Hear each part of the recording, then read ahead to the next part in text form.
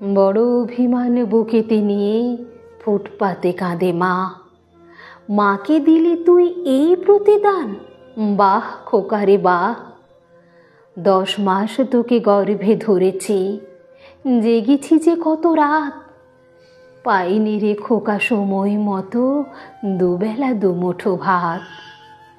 ছোটবেলায় তুই করতিস হেসে বিছানাতে শুয়ে শুয়ে, তোকে রাখতাম শুকনো কাঁথায়, তুই ছিলি এক গোয়ে।